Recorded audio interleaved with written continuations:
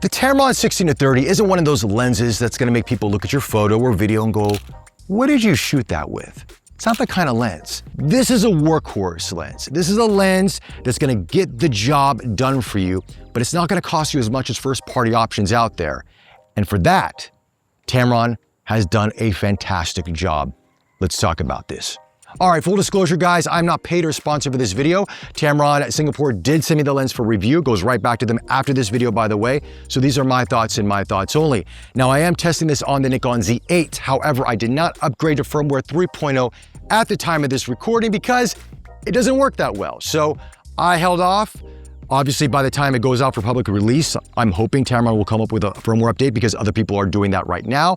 And they may do it in the next couple days at the time of this recording, but I'm just pointing that out. All right, with that said, if you've never tried a Tamron lens before for the Nikon Z-mount or the Sony E-mount for that matter, because it comes in both mounts, the design of their lenses they're kind of simple. They're direct. They are, again, workhorse lenses. So if you're looking for a very fancy design lens, that's not what Tamron aims to do. There's no aperture ring on these lenses. You just got the zoom ring on this. It's internal zoom, by the way, which is great. You do have a USB-C port, so you can update the lens and also add more functionality through Tamron's software online, which you can download. That all works great. But there is no firmware update at the time of this recording, just pointing that out once again. With that said, it's a decently designed lens. It comes around 450 grams for the Z-mount, slightly heavier than the Sony E-mount because of the mounting size, but that's pretty much, you're talking a few grams difference, not a deal breaker. You've got this kind of plastic hood here. Everything works as it is. It looks good on the camera. No complaints. It does the job. Now, in terms of the build quality, the only issue I have with this lens is, at least my copy, is the zoom ring here. It feels very loose. Like there's not a lot of tension to it. I wish there was a bit more tension. Again, these are pre-production samples, so they can change by the time it comes to you when it's available for sale.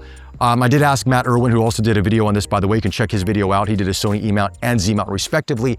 He said he noticed a little bit difference in tension depending on the mount, but again, we're all having different copies, so we'll find out when it comes, available for public release. So let's talk about the internals on this for a second. You have 9 rounded aperture blades, nice pleasant bokeh, 16 elements in 12 groups. Your close focusing at 16 millimeters is 0.19 meters. Quite close focusing, if I may say so. And at 30 millimeters, it's 0.3 meters. So again, you're gonna get some nice close-up shots with this. It's gonna kind of not give you exactly macro 1-to-1, but you can get away with some shots, especially if you're using high resolution. You can crop in and get some really pleasant shots out of that close-up, which is really nice to have. But Tamron's always been good at that, and they continue this here with the 16-30. In terms of the autofocusing on this lens, how is the autofocusing? It's quick, it's fast. Tamron's got their really fast motors inside of this, and they do a really good job in terms of that. As a matter of fact, comparing this to other Nikon Z lenses I have, I don't really notice much of a difference at all. Now, I can't say the same for Sony, but I would say, based on what I'm hearing, it's very close as well. So again, for video, and I'll show you a video sample, walking in and out of video, it does the job, right? Grabs on focus quick, it sticks on you, no issues at all with that. And I think it's gonna be great for most of you out there. Image quality. At f2.8, it's quite sharp. I mean, Tamron has done a really good job, once again, providing really good optics at a very affordable price point. Now, again, it's gonna be softer in the edges at f2.8, which I don't care about much. I mean, some people do. I know it's a talking point on YouTube, but the reality of it is at f2.8, you want that depth of field, and you're probably more focused on your subject that's probably near the center of the frame versus the edge of the frame. I'm just putting that out there. Again, everybody's gonna have a different shooting style, but that's how most people will look at it. But when you stop down to f4, 5.6, f8 respectively, it does sharpen up quite a bit and it's gonna look fantastic. So no issues at all with that whatsoever. Color's got a nice warm tone out of it, a little bit of nice contrast to it. Everything looks really good. As I mentioned earlier in this video, when you look at the images, it's not gonna make people go, what lens did you shoot that with? No, it's not that kind of lens. But for videographers out there that do events, weddings, maybe you want to capture street action with photos as well, it's going to do the job for you. It's not going to get in the way. It's not going to be a distraction. And you're going to get really nice, clean images. And if that's what you need for your bag and that's what you need for your kit, this is a lens, once again, to heavily consider. So are there any cons? Outside of this zoom ring here, no, not at all.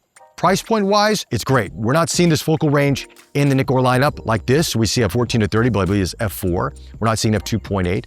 So yeah, you're getting a 16-30 f2.8, which is gonna give you a nice range. This is not a lens that I would necessarily spend a lot of money on, so the Tamron makes a lot of sense for me, but it all depends on you. If your daily workflow requires you to use this lens 80 to 90% of the time, would I recommend it? Sure.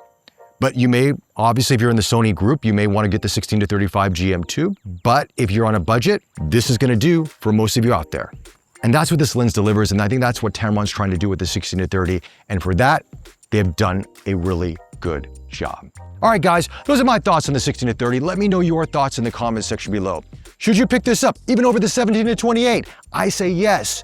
But if the 17 to 28 is working for you and you're not in a rush to pick up a lens, wait a bit. Wait for it to go on sale or promotion and then pick it up when the time is right. But there's really no rush because the 17-28 is also a really good lens from Tamron as well. All right, guys, if you like this video, once again, like, subscribe. Thank you for the support. Greatly appreciated. And I'll chat to you soon.